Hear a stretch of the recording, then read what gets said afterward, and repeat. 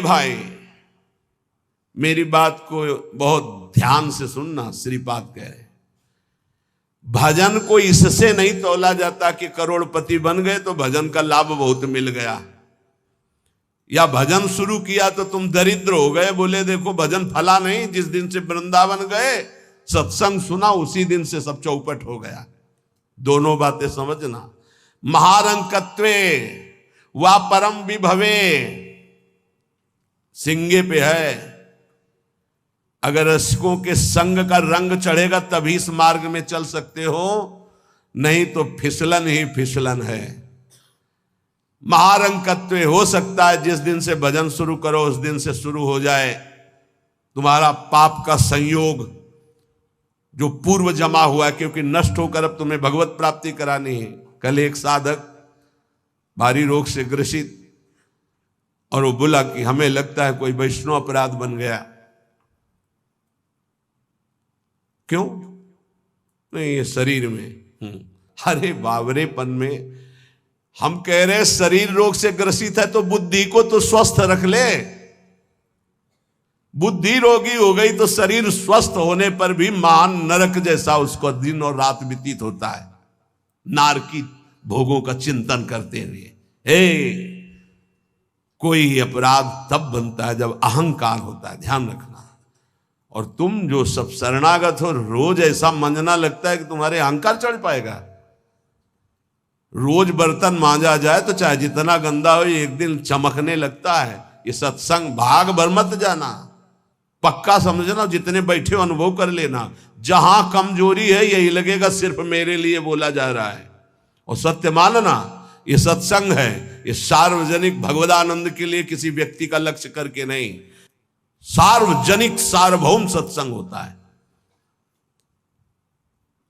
शरीर का रोगों से ग्रसित हो जाना या कोई विपत्ति आ जाना ये हमारे पूर्व अपराध का है, पूर्व पाप का है। वर्तमान में यदि वैष्णव अपराध होगा तो शारीरिक दंड नहीं मानसिक दंड होगा। क्या? आपका भजन रोक दिया जाएगा। तत्कालिक आप बहुत शुद्ध वैष्णव पवित्र हृदय के हैं, अगर कोई त्रुटि हो गई तो तत्कालिक दंड मिलता है। खोपड़ी दीवाल में लग गई, चबेटा लग गया, दांत से जबान कट गई, अचानक कोई ऐसी घटना घट गई, थोड़ी मोड़ी चोट, ऐसा असाध्य रोगों का सृजन पूर्व शरीर रचने के पहले ही होता है, जो पूर्व पाप से है। आज हम भजन कर रहे हैं लेकिन पूर्व पाप रचित इसमें जो सृजन किया गया रोग वो पहले का है, आज से थोड़ी उत्पन्न हुआ है। तो साधक को बहुत विवेकवान रहना चाहिए, नहीं तो अब हमारा शरीर अस्वस्थ और बुद्धि अस्वस्थ। यही मूर्खता नहीं, शरीर स्वस्थ और बुद्धि स्वस्थ है तो हम परमानंद में मगन ठिंगे पे रखा है। हमारी बात को समझना। हमारी बुद्धि भगवदाकार है तो पूरे शरीर में कीड़ा पड़े हो गलता लगाओ तो कुछ फर्क नहीं है, और बुद्धि विषयाकार है तो चाहे एसी में बैठे हो जलोगे, देखा है। इन समस्याओं का समाधान करने के लिए ही अध्यात्म है, रुपया नहीं है, पद नहीं है। समस्त समस्याओं का समाधान अध्यात्म से होता है, विवेक से होता है।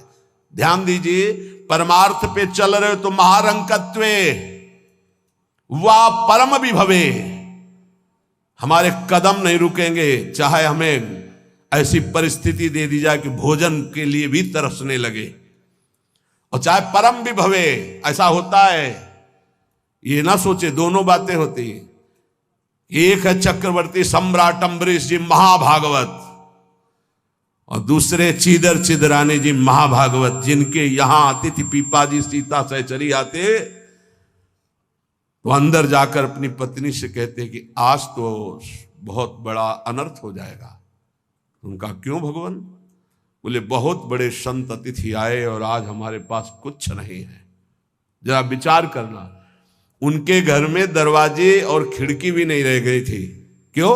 संत आते तो खिड़की बेचे आए, 4 मुट्ठी चावल उबाल कर उनको पवा दिए, दरवाजा बेचे। मिट्टी का पात्र था जिसमें रसोई अमनिया करते थे, कुछ नहीं रह गया था जो बेचा जा सके।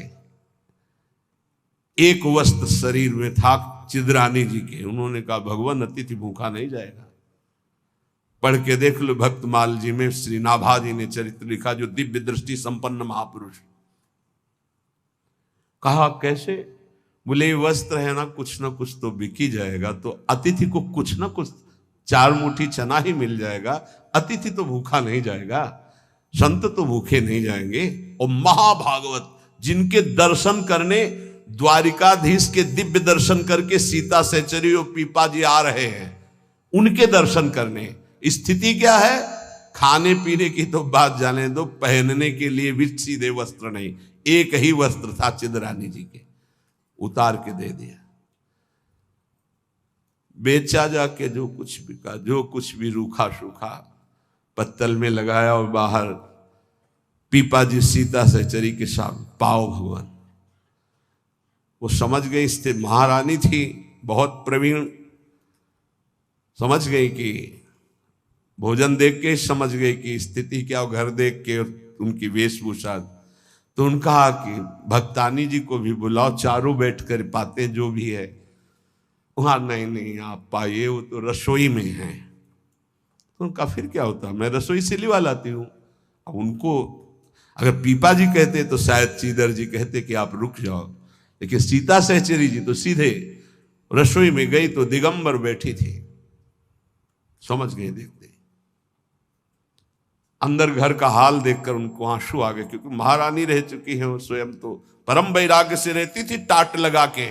महारानी होते हुए भी टाट लगा करके भगवान की भक्ति में। सीता सहचरी जी बहुत ही ज्ञान संपन्न देवी, देखते ही उनको समझ में आ गया कि वो अकिंचनता की हद है इनके घर में, खाने के लिए दाना नहीं, कहीं कुछ नहीं। और तो उन्होंने कहा, देवी तुम निर्वस्त्र कैसे बैठी हो? तब उन्होंने कहा, अरे हमने सुना था आप द्वारिकाधीश के दर्शन करके आ रही, तो जब मिलेंगी तो रूप माधुरी का वर्णन करेंगी प्रभु की। क्या इस नासवान शरीर की चर्चा चला दी? जब पैदा हुआ था तो आभूषण और वस्त्र पहन के थोड़ी हुआ था, दिगंबरे हुआ था, और जब जाएगा तो जला दिया जाएगा। बीच में अगर दिगंबर है तो क्या फर्क पड़ता है? बाहर आई और पीपा जी से कहा, इनकी निष्ठा के आगे हम लोग कुछ नहीं है। उनको था कि राज सुखों का त्याग करके कष्टपूर्वक भगवान का भजन करते हैं, ये अद्वितीय रहनी है। पर उन्होंने कहा, जो चीदर चिदरानी जी की रहनी, उसके सामने हम कुछ नहीं है। पूरी स्थिति बताई तो पीपा जी कांप गए। ऐसी स्थिति देखो, महारंकत्वे अम्बरीश जी चक्रवर्ती सम्राट परम विभवे, ये भक्तों में दोनों स्थितियां पाई जाती। इन स्थितियों से भक्ति का कोई संबंध नहीं, ये पूर्ण पुण्य का संयोग बनता है तो मान वैभव संपन्न है। एक अकिंचन भाव से रह रहा है, नहीं है उसके पास, तो ये भक्ति से तुलना नहीं की जा सकती कि इसकी भक्ति कमजोर है, इसके पास वैभव नहीं, उसकी भक्ति बहुत जोर है क्योंकि उसके पास वैभव नहीं। महारंकत्वे वा परम विभवे, भक्ति से इसकी तुलना ना की जाए कि उनकी भक्ति जोर की है, खूब सुख संपन्न है, और उनकी भक्ति रंग नहीं ला रहे। देखो खाने पीने की भी व्यवस्था नहीं, भक्ति का रंग अलग होता है। देखो चीदर चिदरानी जी और देखो अम्बरीश जी, दोनों महाभागवत, एक चक्रवर्ती सम्राट और एक खाने को भी नहीं, दोनों महाभागवत।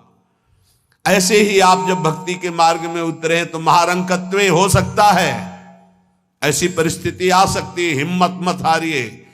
ये जरूर ध्यान रखिए कि अखिल विश्व ब्रह्मांड की रचना एक पलक झपकते जिस मालिक ने की उसका मैं दास हूं।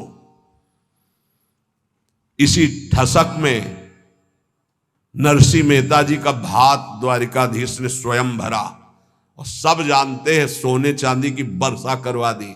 उनके लिए कोई दुर्लभ बात है क्या? वाह बहुतरे सुखे वा दुखे, भक्ति मार्ग में चल रहे तो हो सकता है सुख विधान चालू हो जाए, हो सकता है दुख विधान चालू हो जाए। ये बीमारी, ये परेशानी, बहुत इसमें हिम्मती चाहिए और सत्संगी चाहिए, तभी आप निकल पाओगे, नहीं तो फिसल जाओगे पक्का। ये मार्ग परम पद का है, 84 लाख योनियों से मुक्त होना खिलवाड़ नहीं है। इस जेल से भागने के लिए कोई भी दरवाजा नहीं, एकमात्र मनुष्य देह, और मनुष्य देह सत्संग के द्वारा इससे निकल सकते हो, अन्यथा कोई उपाय नहीं। साधन को हरि भजन है, कै सत्संग सहाय। सुखे वा दुखे वा, बहुत हिम्मत। भारी से भारी सुख का विधान मिल सकता है, नाम मत छोड़ना, भजन मत छोड़ना कि हमारी पूर्ति हो गई, जो चाह मिल गया, फिर भी फंस जाओगे। और दुखे वा, अरे जब से भजन शुरू किया बड़ा दुख आना शुरू हो गया। नहीं, ये मार्ग की सुख दुख वृत्तियां, इनमें अपने परमार्थ को मत रोक देना, आगे बढ़ो। एक आगे ऐसा स्थान है जो सुख दुख दोनों से परे महान परमानंद स्वरूप है। ये छोटी छोटी वाटिकाएं हैं, कहीं सुख की कहीं दुख की, भ्रमित मत होना। यशस्वी बहुले था अपयशस्वी, हो सकता है तुम्हारा भजन ठीक चल रहा है, यश शुरू हो गया, और या हो सकता है अपयश शुरू हो गया, दोनों बातें, निंदा होने लगी। तो यश होने लगे तो उसमें खुशी नहीं मनानी, और अपयश होने लगे तो दुखी नहीं होना। वैसे अच्छी बात यह है कि अपयश होने लगे तब खुशी होना चाहिए। बड़ी कृपा हरि की, अब कोई प्रणाम करने नहीं आएगा। राधे श्याम जी धर्म मनावे चले जाओ, कोई नहीं देखेगा। जब कबीरदास जी ने देखा कि बहुत यश हो रहा है, तो संतों की युक्तियां होती हैं। काशी की एक वैश्या के पास गए, वैश्या ने देखा कबीरदास जी आए, खड़े हो गए, प्रणाम किया। महाराज पहली प्रार्थना कि आप जल्दी यहां से निकल जाओ। उनका क्यों? अरे बोले इस गली में खड़े होने का मतलब है कि निंदा होना। आप महान संत हैं, आप यहाँ खड़े भी होंगे तो आपकी निंदा। हम बोले वही करवाने के लिए आए, हम निंदा करवाने के लिए आए, आप हमारा साथ देंगे? उनका भगवान आप आज्ञा करें, भला मैं नीच आपकी क्या सेवा कर सकती हूँ? बोले गले में हाथ डाल के पूरी काशी में घूमना है। बोले महाराज कोई पानी नहीं पूछेगा आपको। बोले यही चाहते हैं। बोले भी जैसी आपकी इच्छा। गंगा जल भरा, थोड़ा रंग वंग डाल के, एक हाथ में गंगा जल की बोतल, दूसरे हाथ में वैश्या। अरे बोले देखो देखो, दूसरे दिन से कबीरदास जी की कुटिया शांत, कोई प्रणाम नमस्कार नहीं। अरे हम जानते थे, कुछ तो कहते हम जानते थे पहले से, असलियत तो यही है। और कुछ कहते यार कुछ तो गड़बड़ है, ऐसे महात्मा तो नहीं है। फिर भी जो कुछ श्रद्धा रखते थे वो इस बात से नहीं गए कि ठीक है अच्छे हैं पर ऐसा कैसे कर सकते हैं, छोड़ो यार। वहां कोई प्रणाम नहीं, बड़े चैन से भजन करने लगे। युक्तियां संतों की होती, पर वो युक्ति सिद्ध ही करे। जीना मुश्किल हो जाएगा अगर हिम्मत नहीं है, भगवत प्राप्त नहीं है। सिद्धों की बात है, उपद्रव न करे कि अब हम भी कुछ थोड़ा ऐसा करें, पिट जाओगे। हाँ हाँ, सिद्धों की बात अलग है। फिर राजा को अश्रद्धा हुई तो चमत्कार भी उनके जीवन में था ऐसा कि दिखाया, होश उड़ गए। तो कहा भगवान वो, बोले वो जन साधारण की आंखों में धूल डालने के लिए बहुत एकत्रित हो गए, भजन में बड़ा विघ्न पड़ने लगा। यशस्वी बहुले था अपयशस्वी। देख लो भक्ति का मार्ग, आप खिलवाड़ मत समझो। महारंकत्वे व परम विभवे, मेरे कदम नहीं रुकेंगे, चाहे भिखारी बना के रखो, चाहे चक्रवर्ती राजा बना दो। बहुतरे सुखे वा दुखे वा, भारी सुख दे दो या भारी दुख दे दो, कदम नहीं रुकेंगे आपकी तरफ से। यशस्वी बहुले था अपयशस्वी, चाहे यशस्वी बना दो चाहे निंदा कराने, खूब निंदा कराओ, हमें मार निंदा हो तो भी हमारा मार्ग नहीं रुकेगा। आगे मणुआ लोस्ट्रे, चाहे मणि दे दो और चाहे माटी के घरौंदे पे रखो, हमें कोई फर्क नहीं पड़ता। महलों में रखो चाहे झोपड़ी में वास दो। सुहृदे परम व द्वेष्यति, सब लोग हमें प्यार करें या सब हमसे द्वेष करें, कोई फर्क नहीं पड़ता, हम अपने मार्ग पर चलेंगे। समा दृष्टि नित्यम मम भवति वृंदावन जुषा, मैं ऐसी सम दृष्टि रख के चलूंगा। हे वृंदावन धाम, मुझे सामर्थ्य प्रदान करो कि मेरे कदम किसी भी स्थिति में लड़खड़ाए नहीं। ये बहुत बड़ी बात है। बिना इस बात के आए बात की बात में नहीं पहुंचा जाता। ये बहुत हिम्मत की बात है। इस शूरवीर का मार्ग है। दुख आवे या सुख, संपत्ति आवे या विपत्ति, यश आवे या अपयश, महलों में रखे चाहे झोपड़ी में, हर स्थिति में हमारी भक्ति में कभी नहीं होने वाली, ये निष्ठा रखे। यहां ऐसी भक्ति बहुत कम है, बहुत कम है। इसीलिए खूब सत्संग सुनो, जितना विश्वास दृढ़ करोगे उतनी भक्ति महान होगी। बिन विश्वास भगति नहीं ते बिन द्रवहि न राम, और राम कृपा बिन सपने जीव न लह विश्राम। हित ध्रुव जो विश्वास है तब ही सुधरे बात, ना तरु माया पंथ में फिरे जो टक्कर खात। और ये स्थिति समत्व की तभी आती जब इष्ट में ममत्व हो जाता है कि अब आपको नहीं छोड़ सकते, चाहे जो कुछ हो जाए प्रभु, चाहे जैसी परिस्थिति हो। संतों की वाणी, इष्ट में अपने सुदृढ़ अनन्यता हो जाना। राधा वल्लभ ध्यान धरोउर, राधा वल्लभ इष्ट हमारे, राधा वल्लभ नाम जपो नित, राधा वल्लभ ही में धारे। राधा वल्लभ जीवन है मम, राधा वल्लभ प्राण ते प्यारे, राधा वल्लभ नैन बसे, सरस माधुरी होत नहीं छिन न्यारे। परम संत श्री रसिक सरस माधुरी जी कह रहे हैं, राधा वल्लभ का ही नाम हमारी जिह्वा में और राधा वल्लभ का ध्यान हमारे हृदय में, क्योंकि इष्ट हमारे राधा वल्लभ। राधा वल्लभ का हृदय में ध्यान और मुख में नाम में आचार्य चरण भी आदेश करते हैं। सबसो हित निष्काम मति श्री वृंदावन विश्राम, श्री राधा वल्लभ लाल को हृदय ध्यान मुख नाम। जो आचार्य का है इष्ट उसके अधीन होते हैं, तो हर समय हमारे मुख से राधा वल्लभ राधा वल्लभ राधा वल्लभ। अब सेवक जी महाराज ने हा हरि रा राधा बा वृंदावन सा सहचरी, हरिवंश नाम में चारों की उपस्थिति पाई, इसलिए आदेश करते हरिवंश नाम विसरे न छिन्न, श्री हरिवंश सहाय बल, हरिवंश भरोसे भय निडर, नित गर्जत हरिवंश बल। इसलिए हम वृंदावन नित्य विहार रस के उपासक, आचार्य की आज्ञा और सेवक जी की आज्ञा दोनों मिलाकर, इसलिए हम हर समय जपते रहते हैं राधा वल्लभ श्री हरिवंश, राधा वल्लभ श्री हरिवंश। इष्ट से हमारा इतना अपनापन हो जाए कि शरीर की परिस्थिति, कल हम किसी उपासक से कह रहे थे कि एक बार 24 घंटे में बैठ करके विचार करो, तुम्हारी दोनों आंखें फूट जाएं तो सोचो कैसा लगेगा। सोचो कैसा लगेगा, भय लगता है ना। तुम्हें कैंसर हो जाए तो कैसा लगेगा। अभी रिपोर्ट आ गई आपकी कैंसर है, बचने की संभावना है, अब कैसा लगेगा। किडनी फेल हो रही है, अब कैसा लगेगा। दिल में समस्या आ रही है, फेल होने वाला है, अब कैसा लगेगा। वो पहले ही सोच लो, पहले तैयारी कर लो, तो जब रिपोर्ट कभी आएगी तो तुम पहले ही तैयार रहोगे। और जब ये सोचोगे तो प्रियालाल से अपनापन जल्दी हो जाएगा कि यार सब धोखे का शरीर कभी छूट सकता है।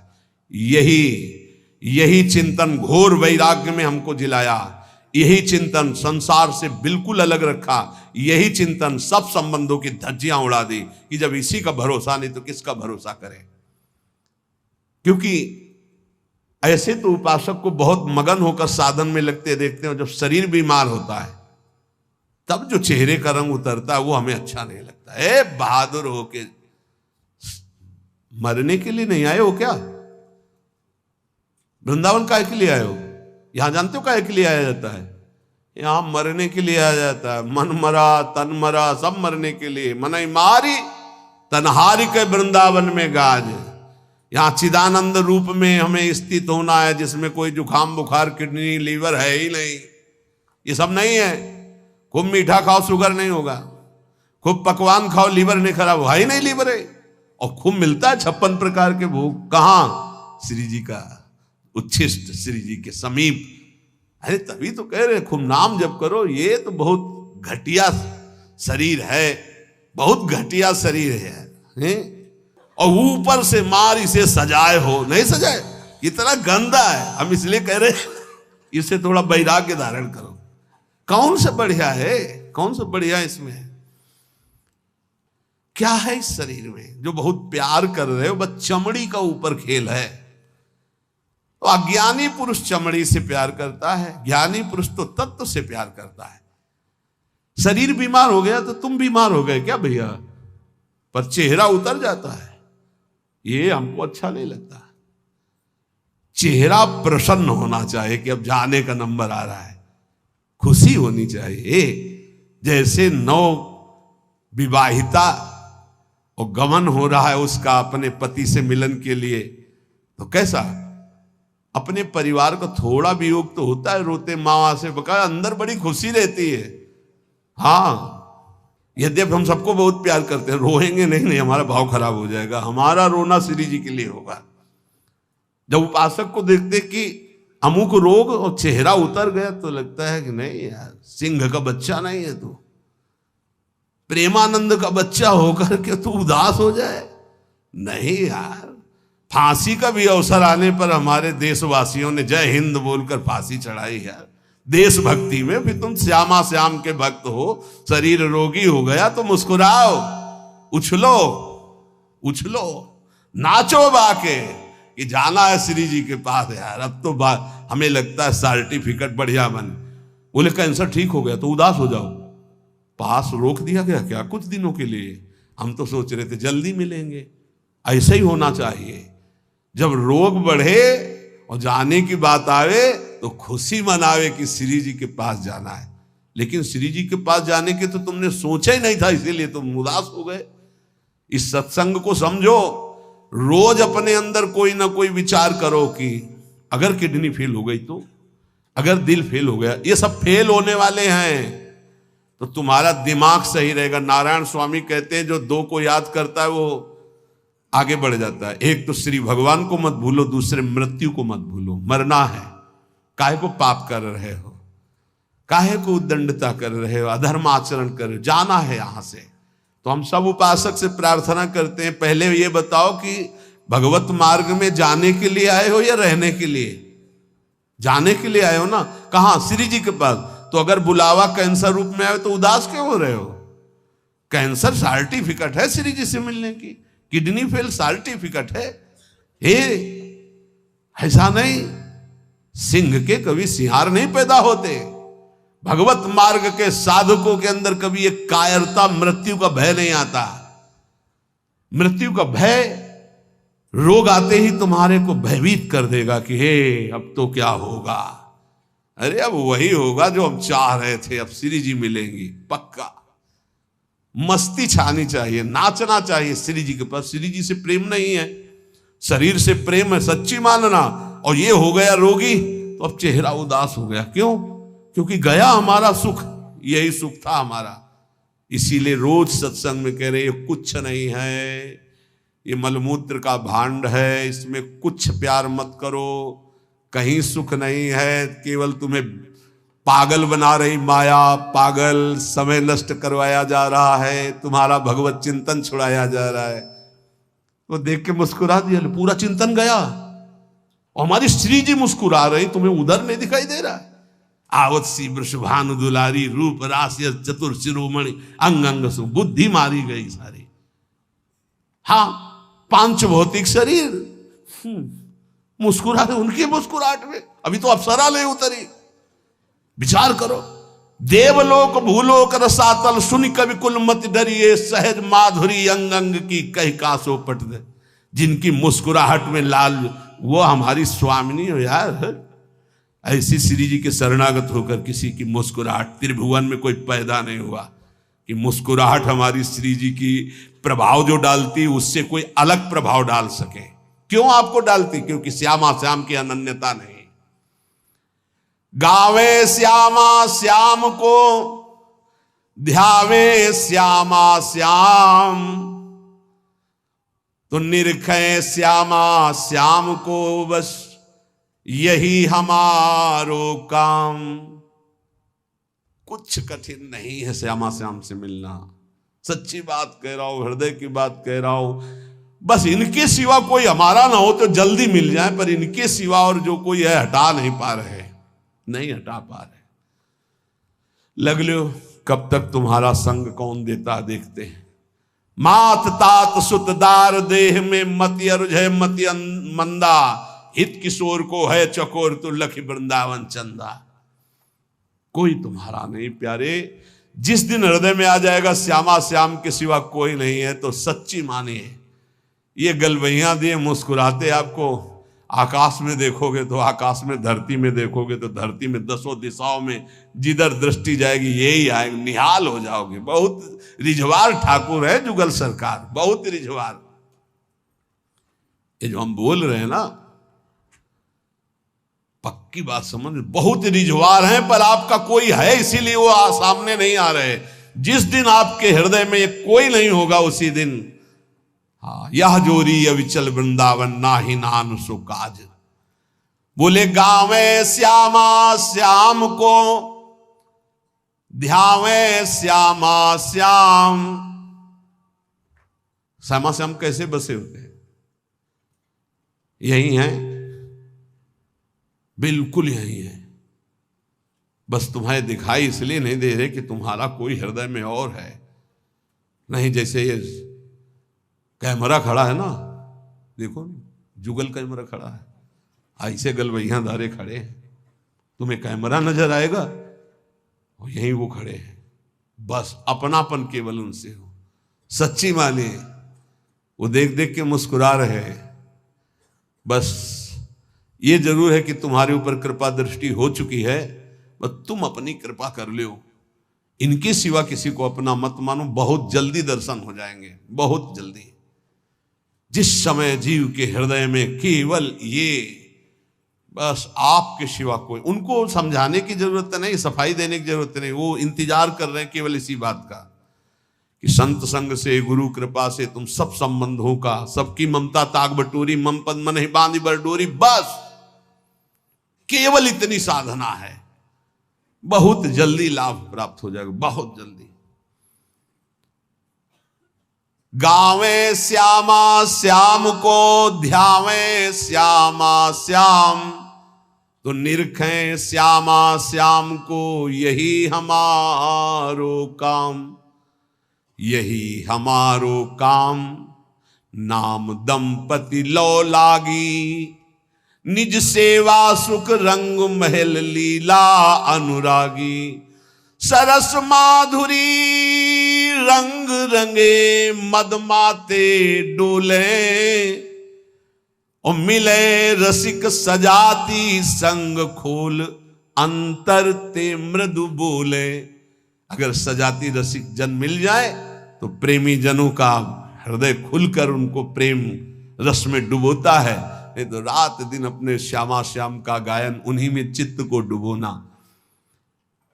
अब जो भजन नहीं कर रहे, संसार के राग रंग में मगन है, भोगों में, उनको ये समझना चाहिए कि ये ना भोग रहेंगे ना आपका शरीर रहेगा।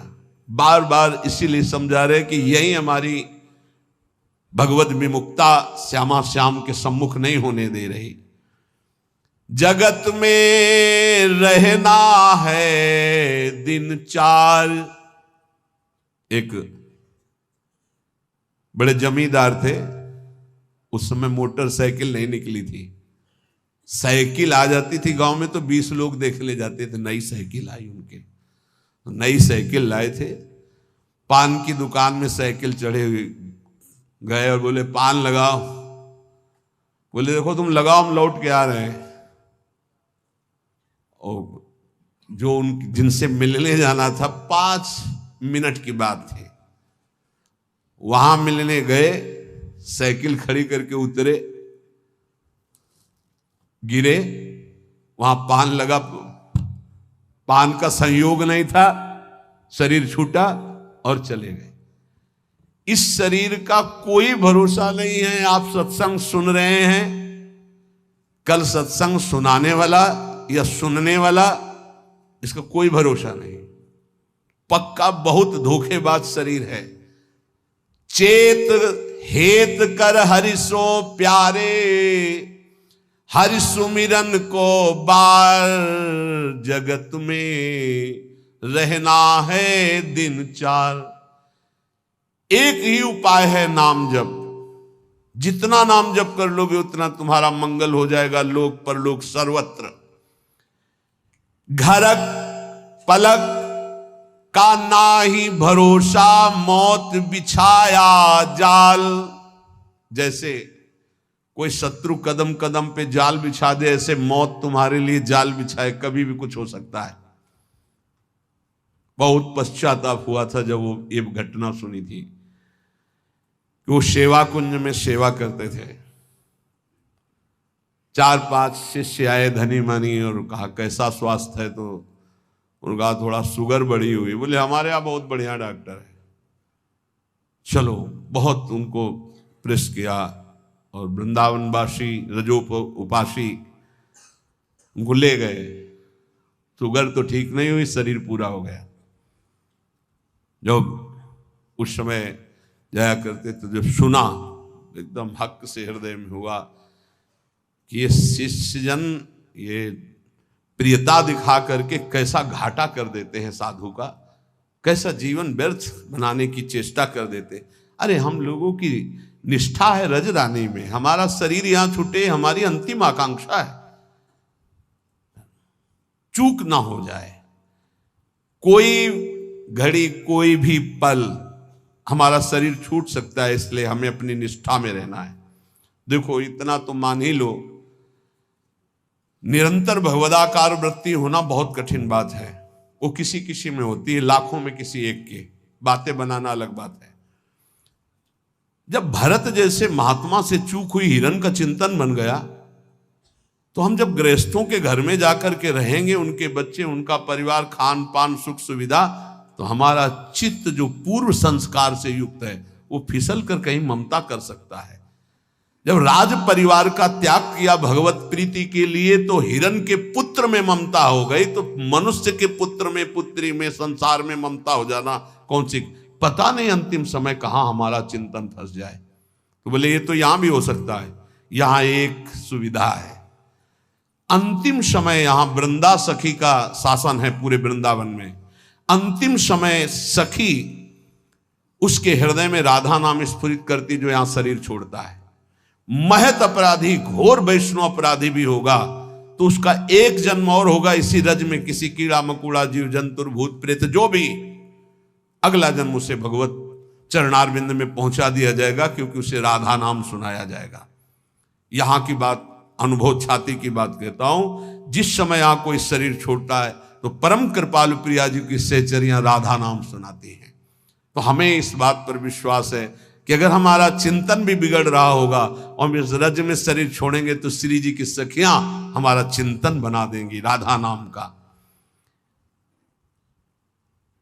अंतिम लक्ष्य हमारा सुधर जाए, पूरे मनुष्य जीवन का परम लाभ हो जाएगा।